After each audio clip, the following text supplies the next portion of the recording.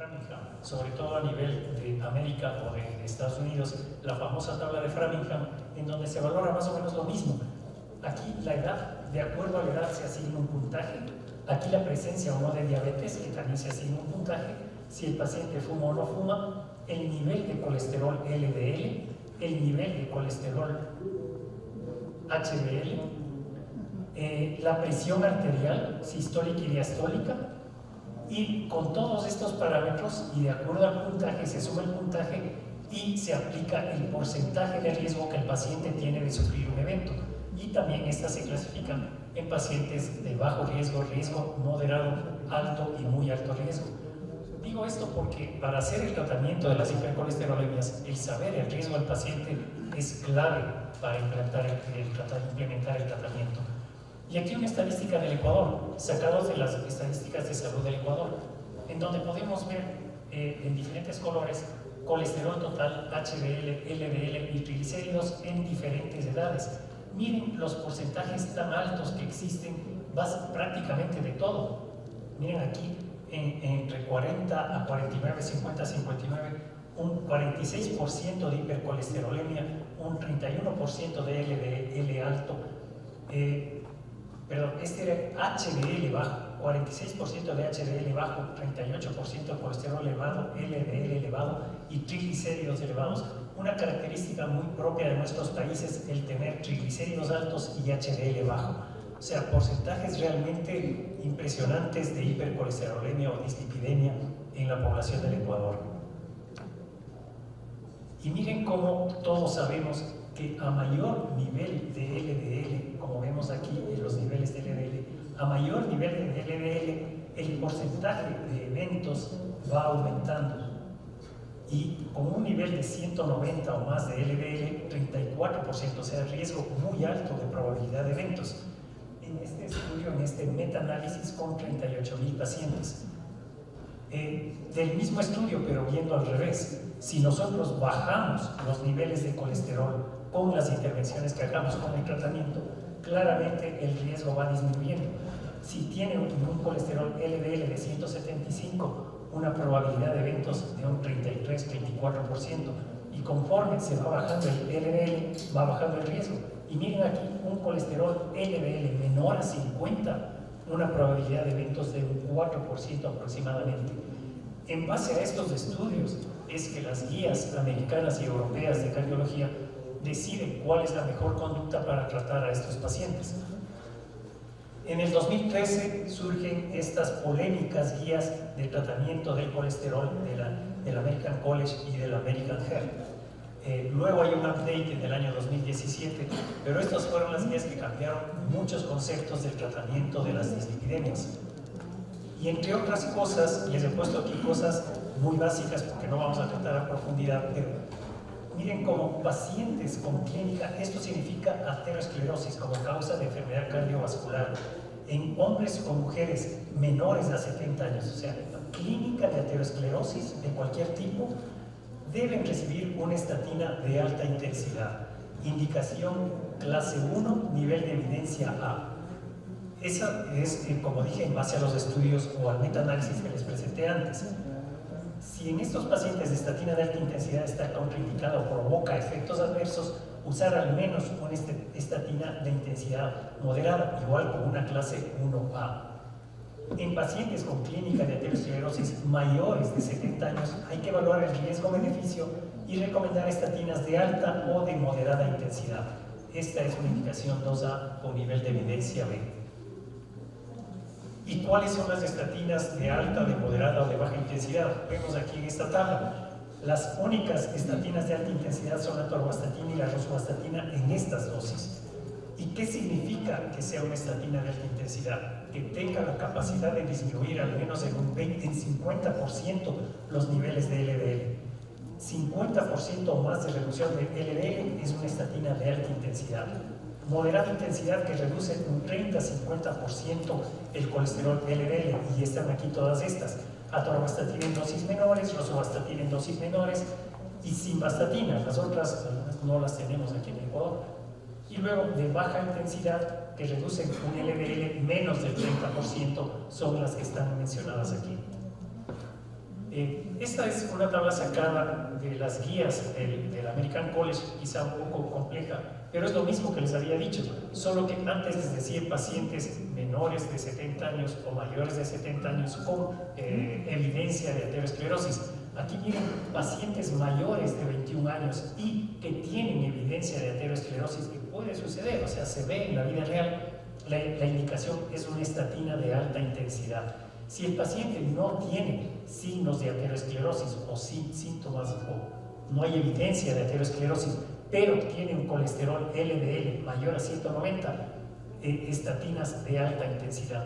Solo si el paciente no lo tolera o tiene algún efecto adverso, se indica estatinas de moderada intensidad.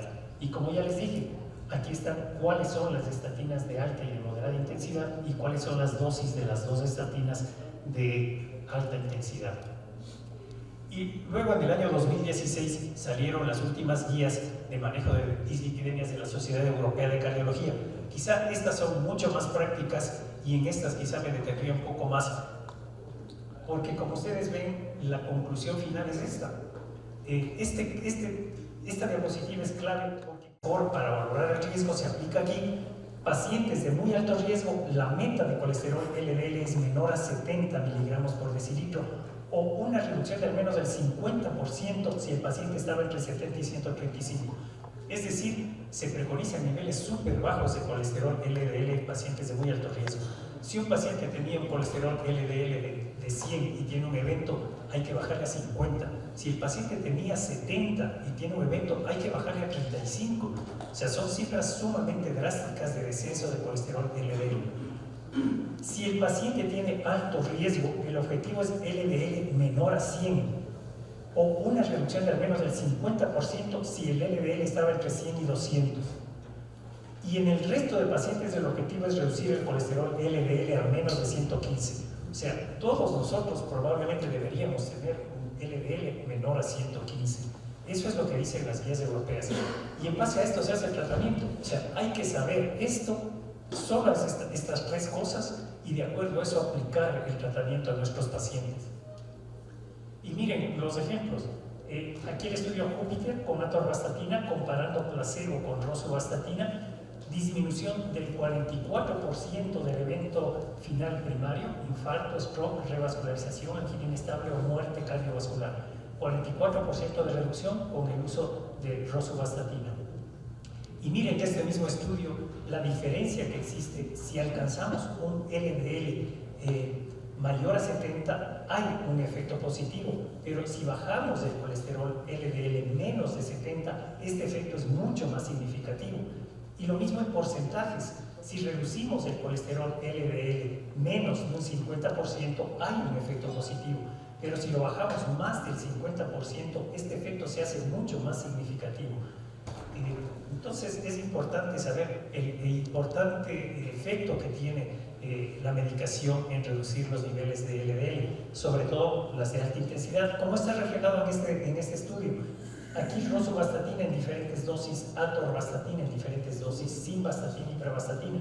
Estas serían, aquí están los porcentajes de descenso de colesterol que se produce con cada una de ellas. Estas serían las de alta intensidad, estas de moderada intensidad y esta de baja intensidad. No hay que tener temor de usar estatinas en altas dosis. Los efectos secundarios suelen ser pocos o suelen ser con un porcentaje bastante bajo. ¿Y cuáles son los principales? Los efectos musculares. Los síntomas musculares son el efecto adverso más frecuente, 10 a 15%. No necesariamente significa que debemos suspender el tratamiento, la medicación al paciente por esto, pero hay algunos pacientes que sí es un efecto realmente importante y hay que o bajarles la dosis o, como vamos a ver, asociarles ezetimiba, por ejemplo. La rabdomiólisis, muy infrecuente, 1 a 3 por 100.000 pacientes, 1 a 3 por 100.000 pacientes. Es la forma más grave porque puede comprometer la vida. Efectos hepáticos. Hay elevación leve de transaminasas en 0,5 a 2% de pacientes que no tienen ninguna importancia, y para hablar de daño hepatocelular se precisa una elevación de al menos 3 veces en los niveles de transaminasas. Hay un riesgo de diabetes con las estatinas, pero muy bajo. Riesgo absoluto de un 0,2% de desarrollar diabetes mellitus tipo 2 con el uso de estatinas. Y también puede haber algún efecto renal, proteinuria, con estatinas en altas dosis, 12% con rosuvastatina de 80 miligramos. Esto simplemente para tomar en cuenta y hacer controles al paciente que está tomando estas dosis. No todos los pacientes de todas maneras pueden tolerar las estatinas y entonces hay otras opciones de tratamiento como es el ezetimibe. El ezetimibe inhibe la absorción intestinal, o sea, solo actúa a nivel intestinal, no actúa a nivel sistémico como las estatinas y tiene esa ventaja. En monoterapia disminuye el LDL en 18%, combinado con estatinas disminuye un 20 a 25% de LDL y disminuye el riesgo de muerte cardiovascular o eventos en un 6.4%. No suele tener efectos adversos relevantes porque, como dije, actúa solo a nivel del intestino. Bueno, esta diapositiva no se ve tan claro, pero está comparando estatina sola o placebo más ezetimibe, solo ezetimibe. El ezetimibe actúa sobre el colesterol, bajando un 15%, sobre el LDL hasta un 20%, sobre triglicéridos y muy ligeramente elevando el colesterol LDL. Y miren aquí más gráficamente cómo la estatina sola baja los niveles de LDL hasta este nivel y al asociar ezetimibe hay un 22% de contribución para bajar el LDL. Esto con diferentes estatinas. Uno de los estudios que dio la pauta para el tratamiento de ezetimibe más estatina fue el IMPROVE. Un estudio, como ven ustedes aquí, de ezetimibe más simvastatina en un brazo y comparado con simvastatina sola. Y estos fueron los resultados: 24% más de descenso de colesterol LDL y 6.4% más de descenso del riesgo con esta asociación. Y aquí con rosuvastatina, aquí tenemos el objetivo de bajar el colesterol, logro de objetivos terapéuticos, objetivo de bajar el colesterol LDL más de 100 miligramos. ¿Cuántos pacientes obtuvieron la meta con estatina sola, con la rosuvastatina? 79%. Al asociar ezetimibe, 94% alcanzó la meta. Si queremos un colesterol LDL menor a 70, estatina sola, 35% en lugar de la meta. Estatina, o sea, rosuvastatina más ezetimibe, 79% para lograr la meta. O sea, la estatina por sí sola, la rosuvastatina puede bajar un 57% los niveles de LDL, pero al asociarle con ezetimibe, 70% de reducción de LDL. Y esta es probablemente en muchos pacientes la única forma de lograr las metas, que como dije son niveles de LDL muy estrictamente bajos. Aquí vemos el efecto de la rosuvastatina y de la rosuvastatina más ezetimibe en todos los parámetros. Colesterol LDL, lo que habíamos dicho, 57% menos con rosuvastatina en dosis de 40, 70% con rosuvastatina más ezetimibe. Colesterol HDL aumenta un poco con rosuvastatina sola, aumenta un poco más, pero no es significativa la diferencia realmente con ezetimibe. Colesterol total, estos niveles de descenso, y triglicéridos también tienen un nivel de descenso que aumenta con la asociación con ezetimibe. En resumen, las estatinas disminuyen un 25% la mortalidad por cualquier causa, un 33% de mortalidad coronaria. El beneficio no depende solamente del nivel inicial de LDL, sino es proporcional a la disminución que se produce. Por eso en las guías no se habla tanto solo del nivel de colesterol LDL, sino del porcentaje de colesterol que se debe reducir según el riesgo del paciente. Y les repito la tabla que ya les había mencionado antes. Esta es la clave: valorar el riesgo de acuerdo a las diferentes tablas. Según el riesgo, este es el nivel que se debe alcanzar en un paciente de alto riesgo, colesterol LDL menor a 70 o reducir el 50% de la base de colesterol LDL que tenía. Pacientes de alto riesgo, colesterol LDL menos de 100 o 50% del colesterol que tenía antes. Y en el resto de pacientes, LDL menor a 115. Como conclusiones, muchos estudios demuestran la subutilización de estatinas o el uso de estas en dosis muy bajas, y como dije, no hay que tener temor de usar estatinas en dosis altas. Hay que estratificar siempre el riesgo del paciente para planificar el tratamiento en base a la tabla que les acabo de presentar. Intentar siempre alcanzar las metas. No siempre se consigue. Ya vieron que incluso en los grandes estudios hay un porcentaje de pacientes de los cuales no se logra llegar a las metas, pero hay que intentar llegar a esas metas. Usar siempre dosis altas de estatina en un síndrome coronario agudo, que es lo que siempre hacemos los cardiólogos. Alcanzar los niveles deseables de LDL requiere en muchos casos el uso de estatina de alta potencia, como ya vimos, y la inhibición dual ezetimiba-estatina es una alternativa más potente y o con menos efectos adversos. Eso sería todo. Muchas gracias. Muchas gracias, doctor Miguelito, por la exposición. La siguiente presentación está a cargo de la doctora Alejandra García, valvulopatías hasta la insuficiencia cardíaca. La doctora Alejandra García Romo es médico, especialista en cardiología, subespecialista en valvulopatías de la Universidad Central y la Universidad de Sao Paulo, Instituto Dante Passanese de Cardiología. Actualmente está como médico tratante del Servicio de Cardiología del Hospital Eugenio Espejo y docente de tiempo parcial de la Universidad de las Américas, Instituto de Posgrados de la Facultad de Medicina de la Universidad Central de Ecuador. Bienvenida, doctora. Gracias por su asistencia. Gracias. Buenos días a los presentes. Les pido disculpas porque estoy con un cuadro de laringitis. Espero se pueda escuchar adecuadamente la charla. El tema a tratar, que es valvulopatías hacia la insuficiencia cardíaca, cabe denotar que en el mundo 21 millones de adultos en Estados Unidos y la Unión Europea padecen falla cardíaca. Factores contribuyentes: la población de edad avanzada, la prevalencia creciente de factores de riesgo, y 1 de cada 5 personas en Estados Unidos está predicho que probablemente van a ser portadores de falla cardíaca, con un aumento estimado para el 2030 en el 46%, lo que denota aumento en el costo tanto de salud pública como un empobrecimiento importante en la calidad de vida de los pacientes.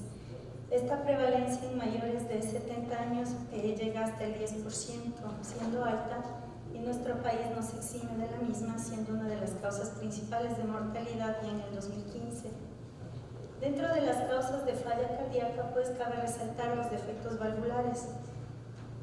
Y en la revisión reciente del Journal de Falla Cardíaca de la Sociedad Europea, la etiología valvular está dentro de pacientes que son portadores de falla cardíaca con fracción de eyección preservada, intermedia o reducida. Adentrándonos ya en la enfermedad valvular, pues el porcentaje también para el 2050 se cree que llegará al 13%. En la revisión del Euroheart Survey del 2003 ya se evidenciaba que tanto la enfermedad valvular mitral como aórtica están en aumento, y obviamente una vez que el paciente llega a presentar falla cardíaca, la expectativa de vida disminuye considerablemente. De estas patologías que afectan a valvulopatías nativas, estenosis aórtica e insuficiencia mitral son las que lideran, siendo la etiología degenerativa en estas la que es la principal. No obstante, en la estenosis mitral constituye la etiología reumática la principal causa aún. A medida que aumenta la edad, también aumenta la etiología degenerativa, igual en esta revisión del Journal de Canadá de falla cardíaca. ¿Qué pasa en América Latina? Pues la etiología valvular constituye la tercera causa de falla cardíaca. Sin embargo, tenemos, dado que ha habido aumento en la edad de la población, antes la etiología reumática era la principal causa de enfermedad valvular. Continúa siendo prevalente en países en vías de desarrollo, aún en nuestro país persiste. Sin embargo, como podemos ver en esta gráfica, la causa reumática va en incremento, no obstante la degenerativa es la que está prevaleciendo actualmente. ¿Y qué pasa aquí? La población aumenta en edad, aumenta la prevalencia de enfermedad valvular en esta población, siendo la causa degenerativa el 63%. En mayores de 75 años, el 13.2% de pacientes son portadores de algún problema valvular en diferentes grados.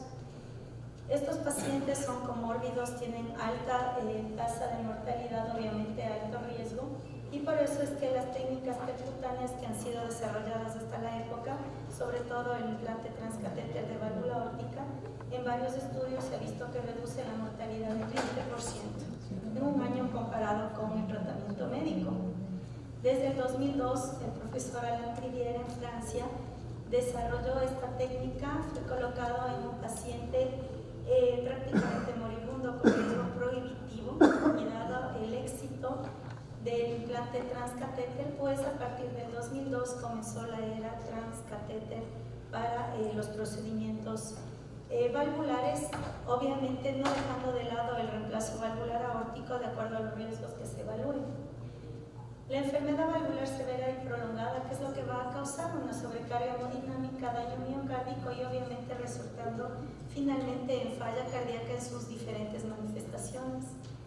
La estenosis mitral, la insuficiencia mitral, la estenosis aórtica y la insuficiencia aórtica, dependiendo cada una de sus mecanismos fisiopatológicos per se de la válvula, generalmente si no son corregidas a tiempo van a desencadenar en el paciente hipertensión pulmonar, fibrilación auricular, insuficiencia tricúspide secundaria y finalmente falla cardíaca. Así como si este paciente fuera evaluado para cirugía en resultados no adecuados de su procedimiento. En general, en las valvulopatías que se tomen en cuenta, porque lo que se preconiza es evitar que el paciente llegue a falla cardíaca por su problema valvular. Una vez que el paciente inició síntomas, sobre todo, por ejemplo, en estenosis aórtica, 25% muere en un año, comparado con los que se mantienen asintomáticos del 1%, y los síntomas van a estar en relación en disfunción sistólica, diastólica, presiones de llenado, resistencias vasculares, sobre todo las pulmonares, que hablan de remodelado pulmonar, flujo coronario y gasto cardíaco. Cambios en la función ventricular, que también es un factor importante, sin embargo, puede dar confusión, sobre todo en sobrecargas de volumen, llámese insuficiencia mitral o aórtica. Los diámetros ventriculares también son importantes y de hecho en insuficiencia son una de las indicaciones para la valoración quirúrgica. En este gráfico, que es ampliamente conocido, se ve que cuando el paciente con estenosis aórtica se vuelve sintomático llegando a falla, en 2 años su expectativa de vida reduce al 50%. Otros parámetros importantes que actualmente se utilizan es el strain o el stem rate, que es más sensible que la función ventricular. Nos habla de un daño miocárdico intrínseco per se antes de la caída de la función ventricular y también es un predictor de eventos para la decisión quirúrgica. Actualmente las clínicas de válvula y de falla cardíaca preconizan bastante utilizar el strain para indicación quirúrgica aún con el paciente asintomático. La masa y el tamaño ventriculares también son importantes, ya que en valvulopatías con sobrecarga de volumen o presión se va a producir fibrosis, aumento de matriz extracelular, remodelamiento y obviamente posteriormente falla cardíaca. Parámetros de laboratorio, catecolaminas, BNP, troponina, metaloproteinasas son importantes predictores para también orientarnos ya a la decisión quirúrgica antes que el paciente entre en falla. Aquí podemos ver alteraciones ya del strain en un paciente con estenosis aórtica severa que aún está asintomático con fracción de eyección preservada. Este gráfico también denota que la sobrevida disminuye considerablemente cuando los picos de catecolaminas están elevados, igual del NT-proBNP, que debe ser corregido para la edad y para otros factores confusores. La troponina de igual manera nos indica indirectamente daño miocárdico y actuar antes que el paciente se vuelva sintomático, y por eso es que la Sociedad Americana ya en su guía del 2014 y en el Up-to-Date del 2017 hace énfasis en estos estadios C y D de enfermedades valvulares en los que debemos ya dar la indicación quirúrgica si el paciente cumple los criterios, para que el paciente no llegue a una insuficiencia cardíaca estadio C, que sería sintomática, o peor aún de refractario. Es decir, que el paciente que está con una enfermedad, una falla cardíaca progresiva, sea corregido a tiempo antes de volverse sintomático. De acuerdo a eso se han desarrollado las clínicas de válvula y con el HART-IN, que se preconiza mucho en cardiología el trabajo en equipo para tomar la mejor decisión de valoración del paciente con valvulopatía, en el que se evalúa el riesgo quirúrgico tanto mortalidad, comorbilidades, la edad del paciente. No obstante, como les dije, la valvulopatía ahora es prevalente más en octogenarios, en pacientes mayores de 70 años u octogenarios también, sin que esto no sea una contraindicación para cirugía de reemplazo abierto. Sin embargo, se evalúa esto, se evalúa beneficios sobre vida, calidad de vida que le vamos a ofertar al paciente, anatomía y función ventricular, factores técnicos y grado de fragilidad. ¿Para qué? Para determinar si es que la cirugía o el procedimiento transcatéter van a ser los adecuados para el paciente o, lamentablemente, el tratamiento médico, sabiendo que el tratamiento médico no mejora en nada la expectativa de vida, solo controla síntomas. También otra cosa importante es evaluar el tiempo de intervención y las valvulopatías concomitantes, si el paciente necesite ir a un bypass coronario adyuvante y una cirugía para FA, que a veces se la realiza. Otra cosa de no olvidarnos es sopesar, como ya manifesté antes, riesgo-beneficio. El HART-IN, obviamente, con el paciente directamente involucrado, y de acuerdo a eso decidir la terapia.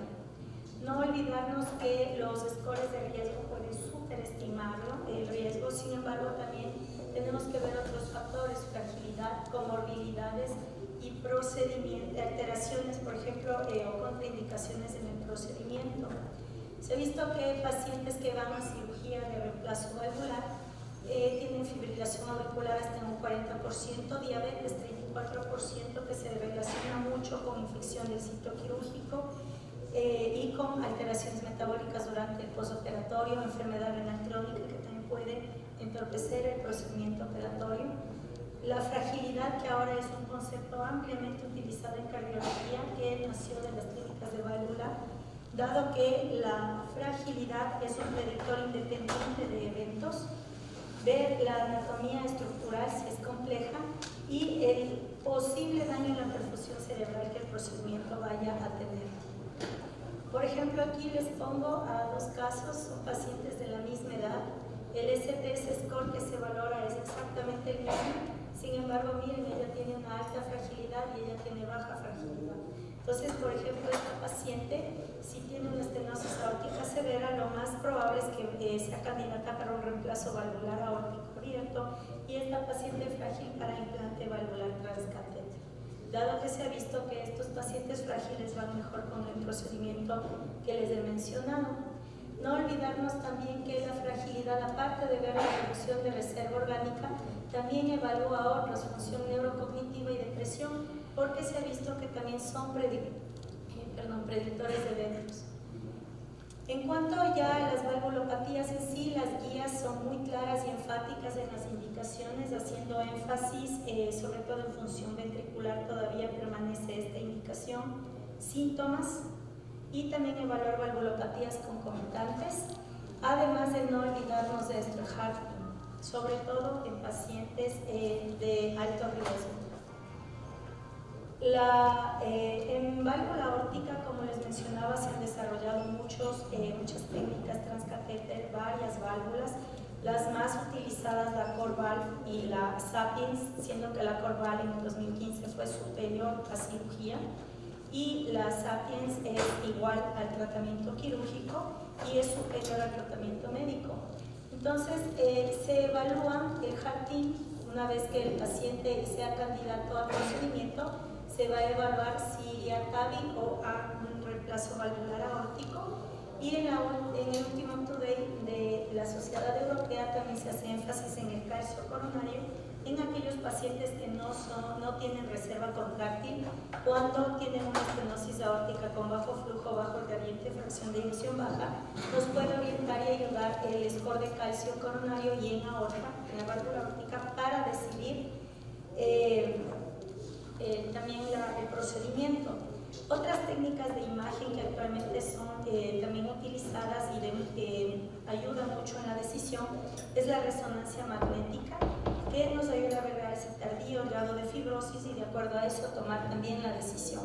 Porque si ya no tenemos un ventrículo viable, por más que el paciente esté sintomático y no hay parámetros de mejora, pues hay que sopesar bien el riesgo-beneficio y quizás el paciente ya no sea candidato a un procedimiento quirúrgico.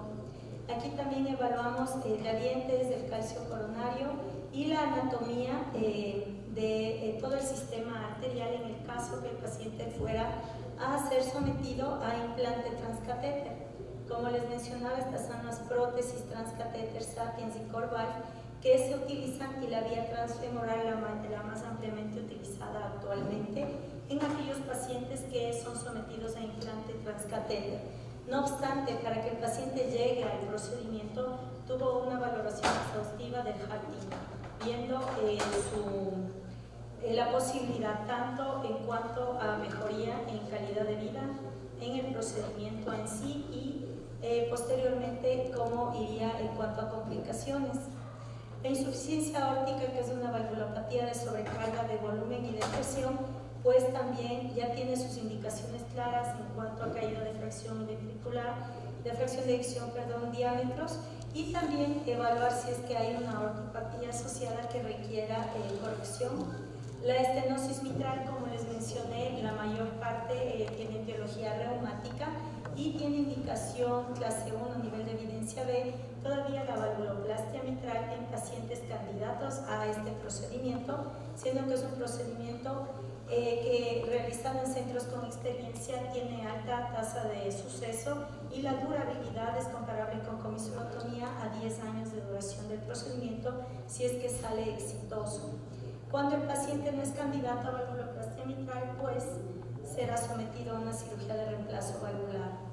¿Qué pasa con la insuficiencia mitral? También, como les comenté, es una de las valvulopatías más frecuentes en la edad de mayores de 75 años, el 9.3%, y puede ser primaria o secundaria. La secundaria generalmente miocardiopatía dilatada o cardiopatía isquémica, y pues se evaluará la CIA reemplazo y en la secundaria la terapia de resincronización que en algunos pacientes va a ayudar o el nitrativo. En la primaria las guías son claras, todavía no existe la plastía o el reemplazo valvular dependiendo de las características de la anatomía valvular del paciente, y la fracción de eyección no es algo prohibitivo y el HART-TIN evaluará cuando sea una fracción de eyección cercana al 30% o menos si el paciente se beneficia. Si es un paciente de muy alto riesgo, una valvulopatía secundaria, pues evaluar después de haber conversado con el HART-TIN el implante de mitral. Obviamente ayudándonos de técnicas diagnósticas como el eco tridimensional, resonancia magnética, para evaluar la factibilidad del procedimiento, y como aquí ven una foto del MitraClip que se realiza. En el último congreso de cardiología de la Sociedad Europea fueron dados los datos del estudio COAP para insuficiencia mitral secundaria en pacientes con falla cardíaca, viendo resultados promisorios en cuanto a disminución de hospitalizaciones y reingresos y mortalidad en pacientes que fueron sometidos a MitraClip. Entonces ofrece a este tipo de pacientes de alto riesgo una esperanza para ser sometidos a este procedimiento. En insuficiencia tricúspide, generalmente secundaria valvulopatía izquierda, que es lo que recomienda la guía corregirla si va a una cirugía valvular de válvula izquierda, porque la insuficiencia tricúspide severa, miren, tiene mucha repercusión en la calidad de vida del paciente, que termina en falla derecha, y también el manejo es bastante complejo. Se están desarrollando técnicas percutáneas, dado que estos pacientes también son pacientes de alto riesgo, y ya tenemos algunos dispositivos de bridging device, forma Repair System, que han tenido resultados promisorios en cuanto a disminuir clase funcional y mejorar la calidad de vida. La guía es la guía tanto de falla cardíaca como de valvulopatías. Lo que indica es que si el paciente ya tiene caída de función ventricular, aumento de diámetro, sobre todo en pacientes con sobrecargas de volumen, pues deben ser sometidos a cirugía así estén asintomáticos, es decir, en un estadio C. Y lo que sí, no se debe intervenir a pacientes con comorbilidad grave cuando se vea que la calidad de vida no va a ser mejorada o la supervivencia. ¿Por qué? Porque estimando riesgo-beneficio, si el riesgo es mayor que el beneficio, pues el procedimiento no va a generar impacto importante en el paciente.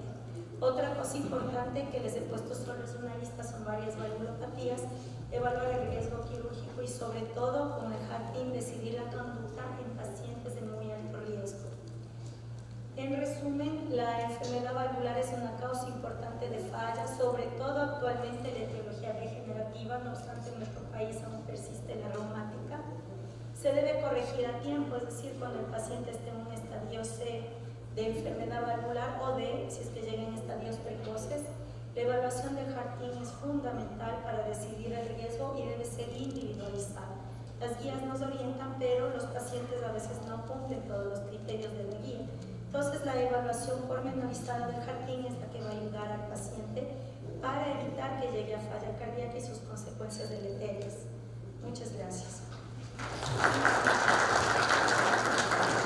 Muchas gracias, doctora Alejandra. Mediante exposición, le llamamos al doctor Fernando Jiménez, por favor, es el siguiente expositor. El síndrome cardiorrenal en la insuficiencia cardíaca de nuevo y en la insuficiencia cardíaca crónica descompensada. El doctor Fernando Jiménez Jaramillo es médico cirujano de la Universidad Central del Ecuador, título de especialista en nefrología obtenido en el Hospital Carlos Andrade Marín y Universidad Técnica Particular de Loja. Profesor de nefrología y fisiología renal en pregrado, Escuela de Medicina y Universidad Internacional del Ecuador. Actualmente es médico nefrólogo del Hospital Metropolitano, médico nefrólogo y miembro del equipo de trasplantes del Hospital de Los Valles. Fue jefe de servicio o es jefe de servicio de nefrología en el Hospital Metropolitano. Bienvenido, doctor Jiménez, gracias por su asistencia. Buenos días, gracias por la invitación. El tema de insuficiencia cardíaca, el síndrome cardiorrenal en insuficiencia cardíaca de nuevo y insuficiencia cardíaca crónica descompensada es el que vamos a analizar.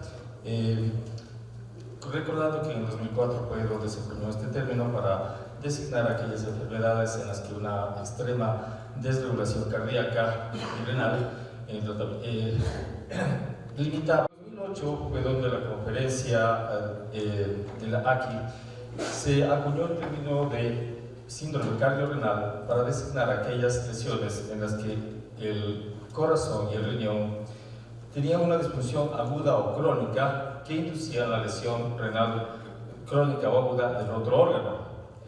En estas condiciones se estableció 5 tipos dependiendo de cuál era el órgano que inicialmente comenzaba con la lesión. El síndrome cardiorrenal tipo 1 es aquel en que hay una disfunción cardíaca aguda que genera una lesión renal aguda, el tipo síndrome cardiorrenal tipo 2, en el que una lesión cardíaca crónica genera una lesión renal crónica, el tipo 3 al revés, en donde la lesión comienza en forma aguda en el riñón y afecta al corazón, el 4 en el que de forma crónica el corazón, el riñón genera cardiopatía, el tipo 5 aquel en el cual una lesión genera lesión sobre una patología activa, genera una lesión sobre ambos órganos. Nos vamos actualmente a manejar sobre el tipo 1 y 2, que es el motivo de esta conferencia. Bueno, tomando en cuenta las interacciones que tienen el corazón y el riñón sobre la regulación del volumen y la presión arterial a través del manejo del sodio y el agua principalmente, nosotros tomamos en cuenta que el balance de electrolitos y ácido básico también son importantes en la regulación de la homeostasia de nuestro cuerpo, tienen funciones hormonales muy similares y la depuración va de la mano de una buena función cardíaca que maneje bien al riñón, que le ayude a funcionar correctamente, y uno de los elementos que se depura pues también es el agua. Entonces, tomando en cuenta estas consideraciones, la coexistencia de enfermedad cardíaca y renal se relaciona con un mal pronóstico para el paciente a mediano y largo plazo con aumento del riesgo de reingresos, mortalidad en los pacientes. La prevención entonces es importante porque una vez que se establece el cuadro es muy difícil de revertirlo, ¿sí? No es fácil de revertirlo ni de interrumpirlo. El síndrome cardiorrenal agudo, como acabamos de decir, es un deterioro agudo de la lesión del corazón que afecta también al riñón y que tiene como causas principalmente la falla cardíaca que se descompensa agudamente, procedimientos quirúrgicos, como acababa de decir la doctora, el bypass coronario, reemplazo de válvulas, etcétera, el choque cardiogénico, el infarto agudo de miocardio o la nefropatía inducida por contraste también, que ustedes saben que estos pacientes previos tienen que realizarse muchas veces contrastes. La incidencia de esta lesión puede ir desde un 27 a 45% en los pacientes con insuficiencia cardíaca, pero aumenta hasta 94 y 54%, hasta de 9 a 54% en los pacientes con infarto de miocardio. Esta variabilidad de rangos tan amplios se debe justamente a que se definía de diferentes maneras a la falla renal aguda, como ocurría en el año 2004 con la clasificación triple, que en 7 días podía producir la elevación de la creatinina a 1.5 veces, a 2 veces, a 3 veces o más. En el año 2007 las guías AKI pues dijeron que no eran 7 días, que debía ser en 48 horas, y en el 2012 las guías CADIGO actualizan y nuevamente es en 48 horas estos mismos criterios de elevación de la creatinina. Entonces tal vez esta es la variación por la cual definimos la falla renal aguda.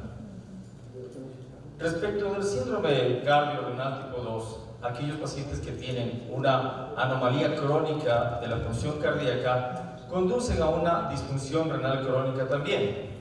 Es decir, aquel paciente que tiene falla cardíaca crónica asociado a enfermedad renal crónica. También lo acaba de decir la doctora Alejandra, la cantidad de pacientes que está sobreviviendo a los primeros eventos cardiovasculares, a la diabetes, a la hipertensión, ya son personas de edad y están llegando con mayor grado de lesión, inclusive por la misma edad. En estos pacientes la característica principal es que conforme la función renal cardíaca también se va afectando, se produce una progresión significativa de la enfermedad renal crónica que va pasando del estadio 2, 3, 4 y puede llegar hasta el 5, y la alta resistencia al tratamiento con diuréticos. A estos pacientes vamos incrementando las dosis cada vez. Su prevalencia puede ser desde el 25 y también hasta el 50% dependiendo de la serie, y donde vemos que pequeños descensos en el filtrado glomerular aumentan grandemente el riesgo de mortalidad. Se ha establecido una relación bidireccional entre corazón y riñón a través de vías hemodinámicas, neuromorales, inflamatorias e inmunológicas. Sobre todo esto va a generar una gran expresión de mediadores vasoconstrictores y una limitación de los mediadores vasodilatadores. Y en este contexto que reduce el flujo sanguíneo renal, sucede que el tratamiento de la insuficiencia cardíaca, básicamente para reducir la volemia, puede influenciar en un deterioro de la función renal, sobre todo cuando el paciente cae en hipovolemia, en hipotensión y se asocia al tratamiento con IECAS o ARAS. Tiene un riesgo mayor de insuficiencia cardíaca y enfermedad renal crónica los pacientes que acabo de decir, diabéticos, hipertensos, arteriosclerosis, todos están asociados a estos factores. En este cuadro tratamos de evidenciar justamente todos estos factores de riesgo, donde tenemos a la insuficiencia renal, a la insuficiencia cardíaca con todos sus mediadores químicos que vamos a desarrollar en un momento, pero que básicamente confluyen en 3 hechos: una falla de bomba cardíaca, una congestión venosa y aumento de la presión intraabdominal. Los marcadores neuromorales que pueden influenciar: está el sistema nervioso autónomo, que reduce el flujo sanguíneo renal, el sistema renina, angiotensina, aldosterona, que justamente también disminuye el flujo cardíaco, el gasto cardíaco hacia el riñón. La angiotensina, aparte de ser un potente vasoconstrictor, también aumenta la fibrosis a nivel del riñón sobre todo, y aumenta la hipertrofia vascular. Existen receptores de mineralocorticoides y la aldosterona también produce algo de disfunción endotelial.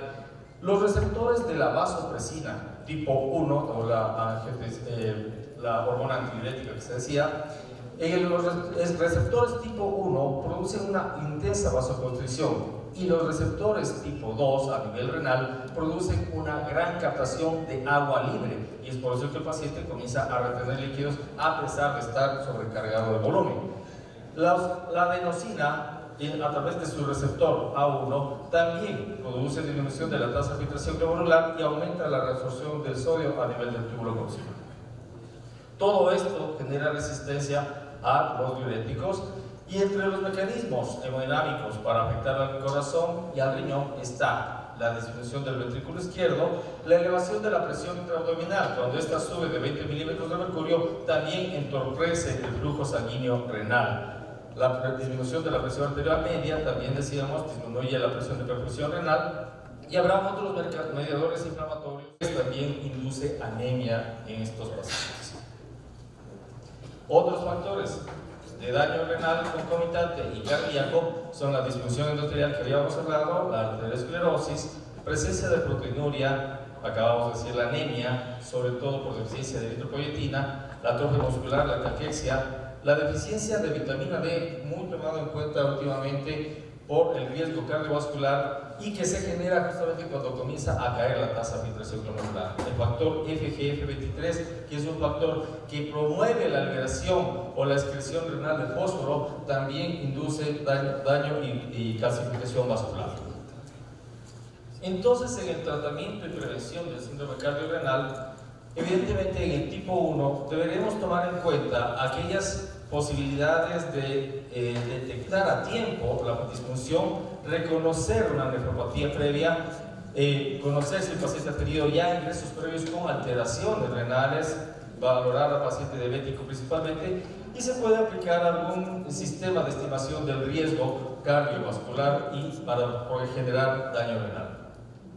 Tenemos que aplicar todas las medidas para limitar los factores de riesgo cardiovascular. Tenemos que evitar los agentes nefrotóxicos, sobre todo antiinflamatorios, medios de contraste, fármacos que precipiten retención urinaria. Respecto de los contrastes, podemos utilizar la nefroprotección en algunos pacientes, que tiene que ser dependiendo de cada caso. El tratamiento adecuado de la insuficiencia cardíaca en forma farmacológica y el oxígeno. Los diuréticos de ASA vamos a aclararlo más luego, pero también son importantes tratarlos desde las fases tempranas, y es el que mejor actúa en las fases tardías. Ya los otros diuréticos no actúan por debajo de 30 mililitros por minuto de depuración. Los vasodilatadores, tratar las arritmias, y los IECA y los ARA están incluidos en los protocolos de manejo, pero estos, como acabábamos de decir, pueden incluso perjudicar más a la función renal del paciente. Justamente sobre este tema, por ejemplo, nosotros tuvimos un paciente que requirió más bien ya no tratamiento farmacológico, sino más bien manejo terapéutico de reemplazo de la función renal. Diferentes métodos se han aplicado en el tratamiento de la disfunción renal con el paciente con falla cardíaca. Este paciente fue un paciente que tuvo un aneurisma de aorta que ocurría a las coronarias. Aparentemente primero estuvo infartado, pero después era el aneurisma postquirúrgico. El paciente salió anúrico completamente, y este tratamiento tenía un sistema de ECMO asociado a una técnica de depuración continua. La terapia de función renal todavía sigue preguntándose qué es importante, cuándo se inicia, qué membrana se utiliza, cuál es el método más adecuado, los continuos, los intermitentes, etc. En el tratamiento del síndrome cardiorrenal, los síntomas que predominan es la congestión venosa. Por lo tanto, el objetivo está principalmente a reducir el volumen de líquido extracelular sin afectar el volumen de eyección del corazón, pero también hay que cuidarse de no afectar el volumen que llega al riñón.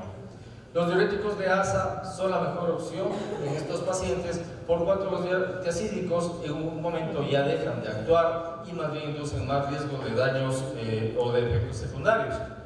Los antagonistas de la aldosterona reducen la mortalidad, están muy bien indicados, pero también tienen que usarse con mucho cuidado por cuanto también retienen potasio por la insuficiencia renal. Los antagonistas de la vasopresina, como el tolvaptan, denominados fármacos acuaréticos, inhibían a la vasopresina y justamente limitaban la reabsorción de sodio, han demostrado una mejoría en cuanto a la función renal, a la capacidad de limitar la volemia, pero no han demostrado mejoría en la sobrevida del paciente. Los antagonistas de la adenosina, como decíamos, el marcador de inflamación, también disminuyen la vasoconstricción de la arteriola aferente y disminuyen la reabsorción de sodio. Ahí se han estudiado fármacos como los péptidos natriuréticos y puede ser, que en un futuro muy provisorio, el sacubitrilo en un momento determinado con los pacientes renales también. Los IECA reducen la mortalidad, ya lo conocemos. Los ARA son una alternativa para aquellos que no toleran los IECAs, pero ambos, como acabamos de decir y lo seguimos insistiendo, cuando el paciente está hipotenso, hipovolémico, puede perjudicar la función renal y sobre todo cuando el paciente ya tiene una nefropatía crónica avanzada o estenosis de la arteria renal. En todos estos pacientes el seguimiento de la función renal y el potasio sérico es muy importante. Los vasodilatadores no reducen en sí la mortalidad, pero se recomienda para quienes no toleran los IECA o los ARA, como podría ser también usarlos en afroamericanos. Beta bloqueadores están indicados, la digoxina o los dispositivos de desfibrilación y terapia de resincronización que acabamos de escuchar son los tratamientos de elección también para estos pacientes. Aunque va a haber una conferencia después sobre la anemia tiene un papel muy importante en el paciente renal crónico y evidentemente en el cardiópata crónico y en la asociación cardiorrenal. La deficiencia puede generar nueva insuficiencia cardíaca, aumenta los riesgos de hospitalización por descompensación y aumenta también la progresión a la insuficiencia renal. El tratamiento de la anemia, que ya lo van a ver, es con eritropoyetina, pero esta también aumenta el riesgo de hipertensión y hasta de trombosis. Entonces hay que manejarse con guías en las cuales, tal vez a nivel de nuestro medio, el nivel de hemoglobina que debemos alcanzar es 12 gramos por decilitro. En los pacientes con síndrome cardiorrenal tipo 2, que ya nos excede al tratamiento farmacológico clínico, pues se ha intentado también el tratamiento con métodos de ultrafiltración con técnicas extracorpóreas. La ultrafiltración como tal demostró que una reducción del 20% de la volemia puede reducir también la renina, norepinefrina, aldosterona, puede mejorar en algo la función renal y la excreción de sodio. Claro, si el corazón comienza a trabajar mejor, ayudará también al riñón. Pero no se demostró que pueda ser manejable para pacientes a largo plazo, esto es más para pacientes agudos o como una terapia de puente para los pacientes que tienen programado una cirugía, un tratamiento o incluso un trasplante de corazón. La diálisis peritoneal entonces surgió también como una idea de manejar al paciente, y la diálisis peritoneal es un método bastante amigable dentro de los pacientes renales crónicos.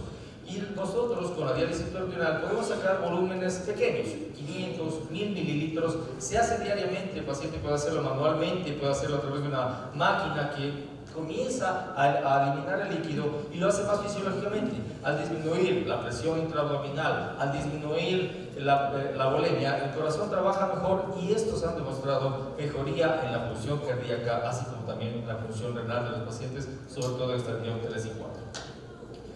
Entonces, como recomendaciones al tratamiento del síndrome cardiorrenal, nosotros debemos pedir que se considere siempre la tasa de filtración glomerular, pero no por creatinina. Recuerden que muchos pacientes pueden ser sarcopénicos por la edad y más aún por la enfermedad, entonces la creatinina puede estar falsamente baja. Tenemos que calcular la tasa de filtración glomerular y tal vez la creatinina no sea el mejor marcador para calcular la función renal, sino a través de otros marcadores como la cistatina, y también podemos encontrar marcadores tempranos de disfunción como la microalbuminuria. Tenemos que identificar los factores de riesgo para desarrollo de lesión renal aguda, aplicar mecanismos de prevención, identificar a aquellos pacientes que ya tienen nefropatía crónica, aquellos que tienen función renal por debajo de 60 mililitros por minuto, que puede ser la mayoría de personas por encima de 60 años, podrían tener ya un riesgo de mayor desarrollo de enfermedad renal.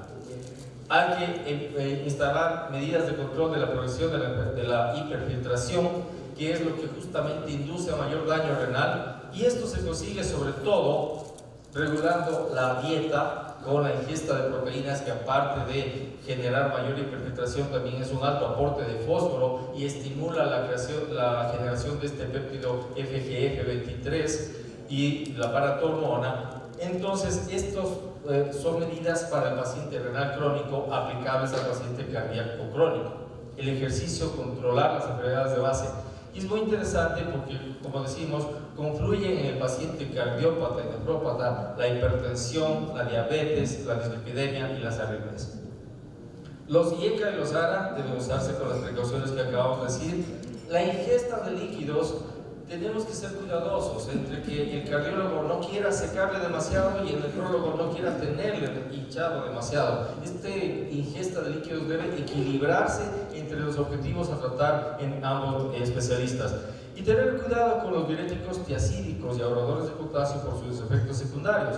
El ahorrador de potasio, el IECA retiene potasio, y muchos pacientes consumen la sal dietética porque les prohibimos la sal, que es sal de potasio, y terminamos con arritmias severas. Como conclusiones, entonces, el síndrome cardiorrenal, tanto agudo como crónico, se beneficia de un diagnóstico y tratamiento oportuno y precoz. La mortalidad por complicación cardiovascular es mayor del 50% en el enfermo renal crónico y supera en mucho la evolución a la terapia renal sustitutiva. Es decir, cuando ya tenemos un paciente con función renal en estadio 4 o 3, muchos de ellos, más del 50%, van a morir antes de entrar a diálisis. El 30 al 50% de los pacientes con falla cardíaca tienen deterioro de la función renal, y esto lo mediremos con el cálculo de la función renal, no con el valor de la creatinina. Los pacientes, y eso justamente se ve porque los pacientes con enfermedad renal crónica no son enrolados en los grandes estudios de insuficiencia cardíaca, casi siempre están siendo excluidos, y por eso justamente un llamado a que de pronto nuevas cosas que se vendrán, puede ser que el paciente diabético se beneficie de fármacos como la empaglifosina, que tiene un gran efecto natriurético y reduce la bulimia.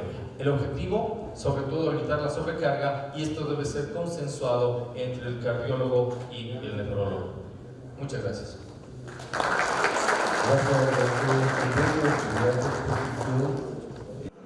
El doctor Ricardo Cho, el doctor en medicina, especialista en gastroenterología, subespecialista en hepatología y trasplante, máster en hepatología en las Universidades Centrales de Ecuador, Universidad de Buenos Aires, Universidad Católica de Buenos Aires, Universidad Autónoma de Madrid, Universidad de Alcalá. Ocupación actual es un médico hepatólogo del área de clínica del hígado y trasplante en el Hospital Carlos Andrade Marín, médico gastroenterólogo del Hospital Carlos Andrade Marín, médico asociado al área de gastroenterología y endoscopia del Hospital Metropolitano, socio activo de la Sociedad Argentina para el Estudio de Enfermedades del Hígado, socio activo de la Asociación Latinoamericana para el Estudio de las Enfermedades del Hígado, vicepresidente de la Asociación Ecuatoriana para el Estudio del Hígado. Bienvenido, doctor Ricardo. Muchas gracias por la invitación. Me ha tocado desarrollar el tema de la cardiomiopatía de la cirrosis. Es un tema bastante controversial y de bastante actualidad también. Es que no hay un órgano en la economía de la cirrosis que no se afecte, y el corazón no podía estar en sí. En esta diapositiva tenemos lo que sabíamos de la cirrosis y de la afectación cardíaca en la cirrosis, que es la circulación hiperdinámica, ¿sí? Aparte, es un tema muy aparte de la miocardiopatía enólica, que era una miocardiopatía dilatada, y lo que sabíamos antes es que el corazón del cirrótico no se afectaba en la patología, pero hay temas actuales en la doctrina reciente donde se está estudiando la afectación cardíaca en la cirrosis.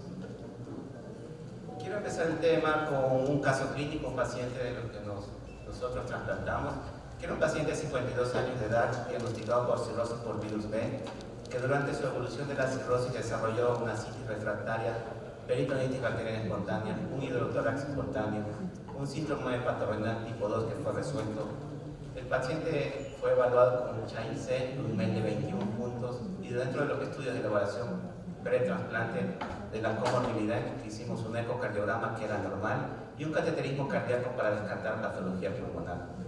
El paciente se trasplantó con un injerto de un donante cadavérico de 60 años de edad, con un tiempo de isquemia, como ustedes verán, bastante noble, de 8 horas. Durante la hepatectomía solamente necesitó 2 unidades de transfusión.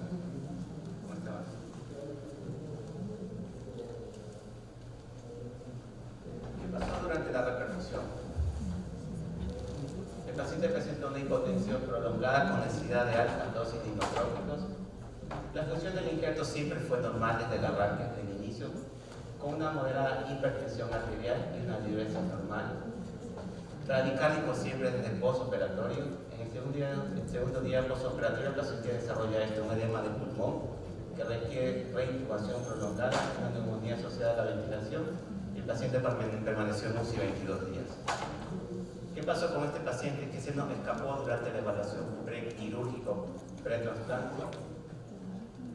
Solamente a modo de recordar, son cardiólogos acá, pero recordar que cuanto más volumen tiene el ventrículo al final de la diástole, cuanto más dilatada está la fibra cardíaca, más intensa será la velocidad de contracción. Esto es para entender la fisiopatología de la miocardiopatía cirrótica. Este es un estudio clínico publicado en el Patólogo hace algunos años donde evaluó la disfunción cardíaca durante el trasplante. Y ellos encontraron que el 25% de los pacientes trasplantados desarrollaron una respuesta ventricular anómala debido al incremento de la presión, o sea, la preca. ¿Y qué variables encontraron ellos como causables o como de valor predictivo de que el paciente desarrolle esta patología? No hubo diferencias tanto en el ecocardiograma, no hubo diferencias en la enfermedad hepática. En el análisis multivariable lo único que llamaba la atención era la hiponatremia. Otro estudio clínico, 86 pacientes fueron sometidos en evaluación pre-trasplante, fueron sometidos a cateterismo derecho, izquierdo, a coronariografía, a ventriculografía y un ecocardiograma transtorácico. ¿Qué encontraron ellos en el estudio? Que el 7% de los pacientes presentaban disfunción circulatoria post-trasplante. Nuevamente, analizando las variables, ¿cuáles eran las variables asociadas a la disfunción cardíaca aguda post-trasplante? Ninguna, ni en el BACAP previo ni en el BACAP posterior al trasplante encontraron alguna asociación. Recordar que el miocardiocito tiene receptores beta-adrenérgicos, tiene receptores endocannabinoides, hay estímulos inflamatorios y tiene canales de sodio, de calcio y potasio que son los que llevan la función eléctrica. ¿Por qué pongo esto? Para ver lo que pasa en la cirrosis. Recordar que la cirrosis tiene una hiperactividad compensatoria del sistema adrenérgico, que esto es como un mecanismo compensatorio para la vasodilatación y las relaciones circulatorias que se producen en pacientes cirróticos, y que esto lleva a una disminución de la densidad de los receptores beta-adrenérgicos, efectos de la activación de los receptores beta-adrenérgicos. En la cirrosis hay aumento de los receptores endocannabinoides, lo cual tiene una actividad inotrópica negativa. Hay mayor inflamación y mayor formación de dióxido nítrico. Y hay alteraciones tanto en el microambiente o como en el microentorno celular que producen trastornos en la repolarización. Hoy por hoy la miocardiopatía o la cardiopatía del cirrótico no tiene una definición conceptual, basado solamente en la circulación hiperdinámica del cirrótico, en la alteración del gasto cardíaco, en la sensibilización del gasto energético en presencia de un factor precipitante. Hablamos que hay una respuesta ventricular subóptima al estrés, específicamente en la reperfusión, que lleva a una disfunción sistólica que tiene escasa expresividad y que tiene anomalías estructurales y cambios bioquímicos también de difícil diagnóstico. Y con respecto a la historia natural de la enfermedad, clínicamente estos pacientes clínicamente pasa desapercibido esto. La prevalencia es bastante difícil de estimar. Es un dato tal vez indirecto de la prevalencia es el incremento del intervalo QT, que mientras más enfermo está el paciente, más posibilidades tenemos de encontrarnos con una disfunción miocárdica, y que es difícil asegurar si el pronóstico de la hepatopatía empeora de forma clara o como consecuencia de la afectación cardíaca, y que no disponemos de datos que permitan prevenir el desarrollo de este síndrome.